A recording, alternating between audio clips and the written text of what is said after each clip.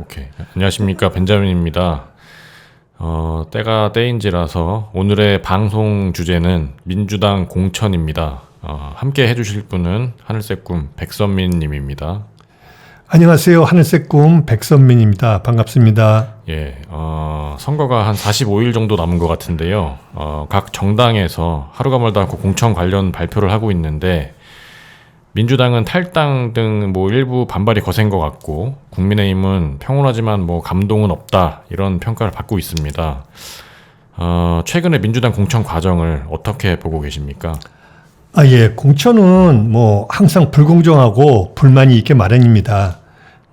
전에 이해찬 대표도 김종인 비대위에 의해 공천을 받지 못하자 탈당하고 무소속으로 당선되기도 했고, 공천을 받지 못한 그 정청래 반발을 달래기 위해서 당시 이제 공천을 받았던 손혜원이 한 번만 하기로 서로 이제 정치적 타협을 하고 그런 선례도 좀 있습니다.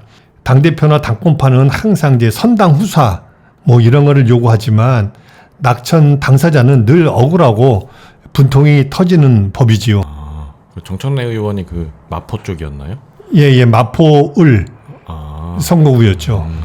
억울함이나 불공정 시비 이런 걸 줄이기 위해서 민주당에서는 2019년에 이해찬 당대표 시절부터 시스템 공천을 하고 있습니다. 그럼에도 불구하고 친명계에 의한 비명계 학살이라는 불만이 터져나오고 있는데, 이건 무슨 이유인가요? 시스템 공천 프로그램에 어떤 근본적인 하자가 있는 건지 어떤 건가요? 모든 제도가 그렇듯이 시스템 공천도 완벽하지는 않습니다. 시스템 공천 평가 항목은 정성평가와 정량평가로 나누어지는데, 객관적으로 개량화할 수 있는 항목이 있고, 선입견이나 편견, 또 주관적 판단이 개입될 여지가 있는 항목이 있습니다. 예를 들어 출석률, 법안 발의 건수, 대정부 질의 횟수, 정책 토론회나 간담회 개최 횟수 등 비교적 개량하기 쉬운 정량평가라면은 그런 것들이 의정활동 수행평가나 당정기여, 공약평가 등 정성평가는 주관적 판단이 작동할 소지가 큰 부분이 되겠죠. 특히 평가의 27%를 차지하고 있는 지역활동평가는 눈 가리고 아웅할 소지가 좀 있습니다. 아시다시피 대부분의 지역의 활동이 그리 활발하게 이루어지지 않고 있거든요. 그 시스템 공천이라고 해서 모두 개량화, 객관화 할 수 있는 건 아니네요. 네, 그렇죠. 공천에서 탈락하거나 자격심사에서 부적격 판정을 받은 후보들은 좀 억울하다고 생각할 수 있겠어요. 그러면 민주당 공천의 프로세스는 어떻게 진행되는 겁니까, 지금? 예, 우선 검증위원회가 예비 후보자들을 상대로 후보자 적격 심사를 하게 됩니다. 음주운전, 가정폭력, 아동학대, 투기성 다주택자, 학교폭력 2차 가해, 직장 내 괴롭힘 및 갑질, 성범죄 등 사회적 무리를 일으키는 후보를 1차적으로 걸러내게 되는데, 여기서 이제 부적격 판정을 받게 되면 출마가 원천적으로 봉쇄되는 거죠. 이후 이제 공천관리위원회로 넘어가게 돼서 2차 검증을 통해 단수공천, 컷오프, 경선 등을 결정하게 됩니다. 근데 최근에 동작구 갑의 전병헌 의원, 그리고 영등포 갑의 김영주 의원, 또 동작구 을의 이수진 의원이 공천 심사하고 관련해서 민주당을 탈당했습니다. 이분들은 공천 심사가 공정하지 않다라고 주장을 하고 있는 거죠? 예, 그렇습니다. 상황은 조금씩 다른데, 전병헌 전 의원은 검증위원회에서 부적격 판정을 받았고, 김영주 의원은 현역 의원 평가에서 하위 20%에 포함됐습니다. 그리고 이수진 의원은 컷오프가 된 건데요. 전병헌과 이수진은 출마 자체가 봉쇄된 것이고, 김영주 의원은 경선에는 참여할 수가 있습니다. 20% 하위에 포함됐지만은. 그랬지만 이제 탈당을, 세 분 다 경우는 조금 다르지만은 탈당을 결정하게 된 것이죠. 그래요. 그러면 강북 을의 박용진 의원, 이분이 현역 의원 평가 하위 10% 판정을 받았습니다. 예. 그 김영주 의원은 하위 20% 판정을 받았는데, 이때 받게 되는 페널티는 각각 어떻게 다릅니까? 그리고 또 이런 판정은 누가 하는 건지.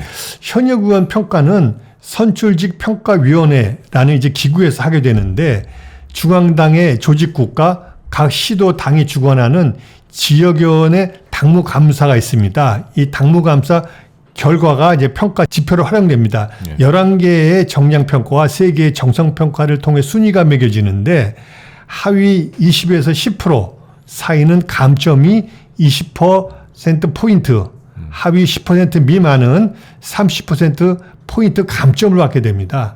사실 이 정도면은 이 경선이 근소하게 이루어질 텐데 결과가 예. 사실상 컷오프나 다름없는 이제 무거운 조치들입니다. 그러나 12명으로 구성된 선출직 평가위원회는 친명계와 속칭 강성위원 인사들로 포진되어 있다고 합니다. 친명계하고 강성 인사들이 포진됐다. 그런 지금 언론에서 보기에 또 대부분 상당수는 이제 신원이 노출되지도 않고 있어요. 몇몇 분만 빼놓고는. 그러다 보니까 이제 정성평가 항목의 평가에 대한 공정성이 의심받고 있다. 이런 이제 언론 보도가 있는 것이죠. 민주당 인재위원회 간사 김성환 의원 언론 인터뷰를 보면 비명계 인사 상당수가 하위 20%에 포함되어 있는데 이는 이재명 대표 체포동의안에 찬성표를 던졌기 때문인 것 같다라고 합니다. 당론도 아닌 사안, 그것도 무기명 투표라고 누가 반대했는지도 알 수 없는 상황에서 비주류 혹은 비명이라고 해서 불이익을 줬다는 거는 이거는 옳은 일인가요? 하여튼 국회의원은 각각 헌법기관이죠. 300명 한 분 한 분이 다 헌법기관이고 실제 입법, 대정부 견제, 예결산 심의 등이 주 임무인 국가사무직 공무원들입니다.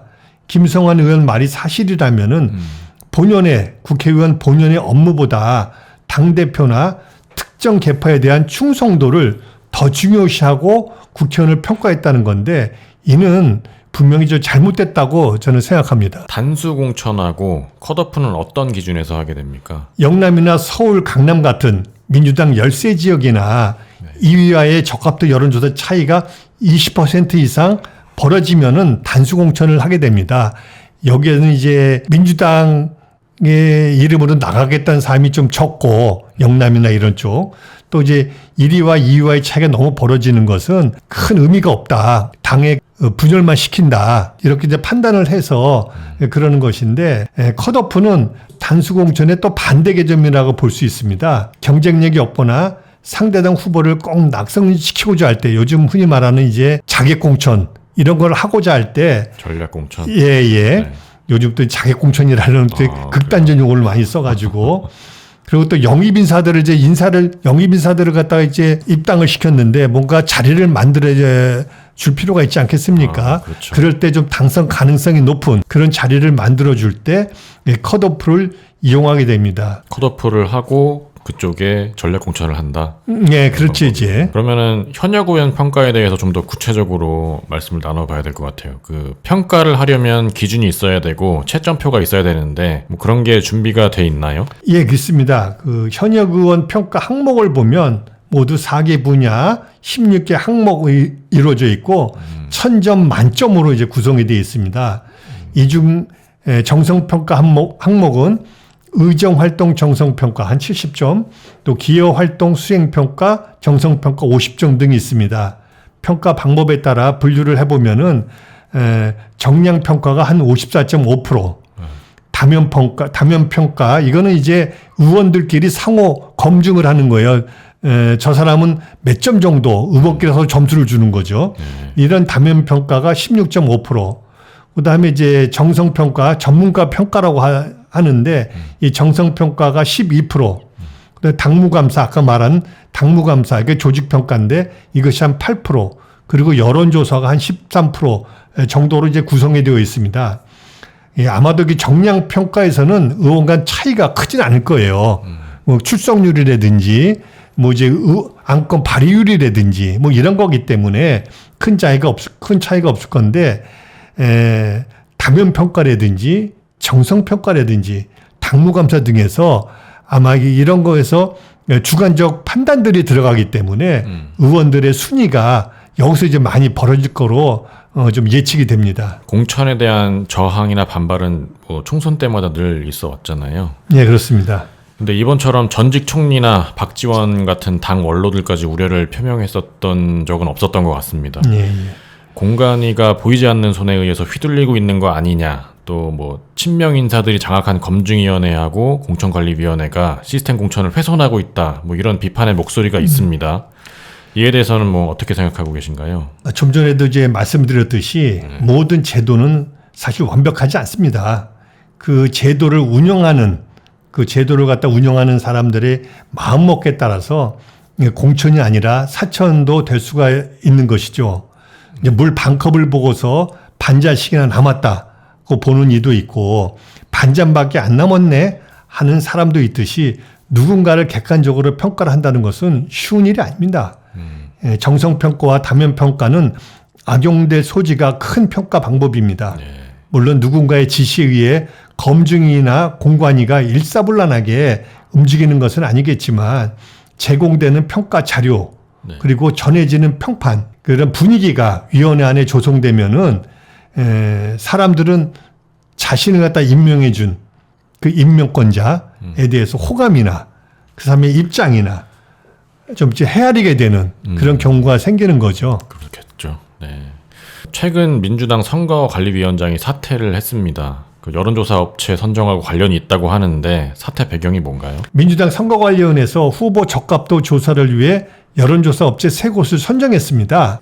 근데 검증위원회 위원장과 공천관리위원회 간사를 맡은 한 친명 인사가 개입을 해서 탈락한 업체를 다시 선정해 줄 것을 요청했고 이 업체가 다시 선정이 됐다는 겁니다. 한번 탈락한 업체인데. 그러면 안 되는 거 아니에요? 그렇죠. 근데 이 업체가 현역 의원을 빼고 나머지 인물들을 집어넣고서 그 여론조사를 했다는 거예요. 그래서 논란이 된 건데 이러다 보니까는 현역 의원들은 대부분 이제 비명계나 이런 이제 인사들이고 그 여론조사 업체에서 현역 의원을 빼고 조사를 실시했던 분들은 상당수가 이제 뭐 친명계 신인들 그런 분들이었던 것 같아요. 그래서 이제 굉장히 좀 논란이 됐는데 그 업체가 바로 세간에서는 친명계 인사들을 갖다가 비선 조사를 위한 업체다.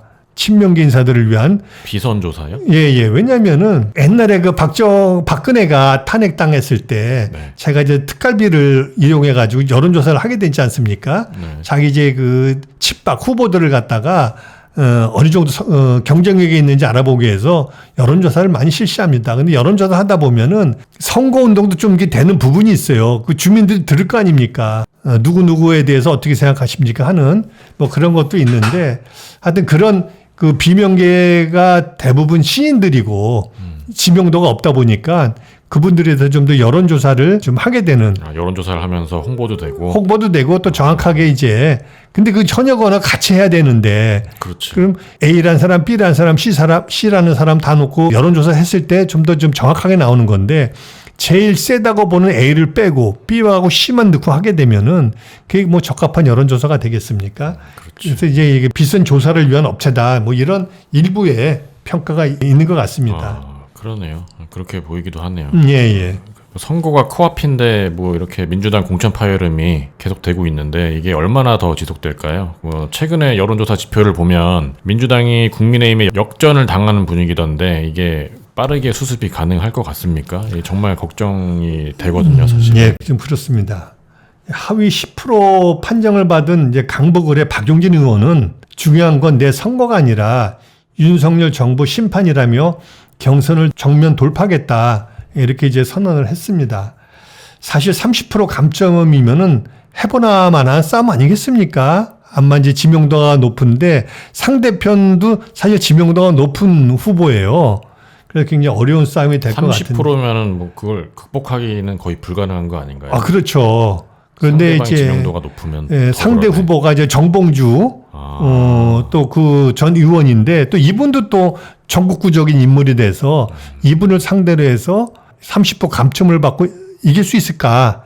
저는 조금 이제 어렵다고 보고 있는데 어쨌거나 이제 박용진 의원은 탈당이나 이런 건 안 하고 자기는 당의 결정에 승복하겠다 이렇게 판단을 했습니다. 그래서 재심 청구를 했는데 재심 청구가 좀 바로 기각이 됐죠. 그래서 이제 아마 경선을 이렇게 하게 되는데 그냥 정면 돌파를 하는 거군요. 예, 그렇죠. 그러니까 박용진 같이 억울하지만 당의 결정에 승복하는 모습을 다른 의원들도 보인다면 모를까 김용주나 이수진 같이 탈당하는 의원들이 많아지면 선거에 악영향을 미칠 것입니다. 이재명 대표와 당이 이 부분에도 좀 더 신중하게 대처할 필요가 있다고 보여집니다. 예, 그렇군요. 현재 민주당에서 진행되는 공천 작업이 친명에 의한 비명계 학살인지 또는 뭐 정상적인 부적격자 퇴출 과정인지는 알 수가 없습니다. 네, 그렇죠. 예, 이재명 대표하고 또 몇몇 측근들의 속내 그리고 민주당 깊은 곳의 내막을 알 수가 없잖아요, 우리가. 예, 그렇습니다. 그러나 이제 분명히 오해의 소지는 있을 것 같고요. 검증이나 공간이 구성할 때 비명이나 중립적 인사를 포함시켰으면은 불필요한 오해를 받지 않았을 수도 있었기 때문이겠죠. 이거는 예. 사실 여부하고 상관없이 다수의 국민들은 윤석열과 이재명이 각각 국민의힘과 민주당 공천에 개입하고 있다고 생각을 하고 있습니다. 모쪼록 남은 공천 작업이 국민 눈높이에 맞춰지길 기대해 봅니다. 시스템 공천이 처음 만들어질 때 특정 인물이나 정파의 유불리를 방지하기 위해 선거 1년 전에 룰을 확정한다는 원칙을 세웠습니다. 근데 이제 이재명 대표는 2023년 작년이죠. 작년 11월 이미 5월에 확정된 총선 룰에 손을 대 하위 10%의 감점을 강화했습니다. 원래는 이제 10%라는 구간이 없었는데 하위 10%, 20%였는데 하위 10% 구간을 강화해서 이거는 아까 말한 박용진 의원 같이 30% 감점을 받게 되는 또 이제 그 좀 강화한 거죠. 그래서 이것이 또 비주류의 이제 오해를 불러일으키는 소지가 되고 있습니다. 이 물론 뭐 이은경 혁신위의 제안을 수용한 것이다. 김은경 혁신위 것이다 이렇게 주장하고 있지만은 뭐 불체포 특권 포기 같은 그런 또 제안은 거부하지 않았습니까? 네. 받아들이지 않았는데 어쨌거나 좀 이제 공천에 관한 이런 혼란이 그 공천 파동으로까지 번지지 않기를 좀 기대하는데 글쎄 한번 뭐 지켜봐야 될 것 같습니다. 잘 지켜봅시다. 아무튼 뭐 오늘 준비한 내용은 여기까지입니다. 같이 인사하시죠. 감사합니다. 예, 감사합니다. 안녕히 계세요. 네.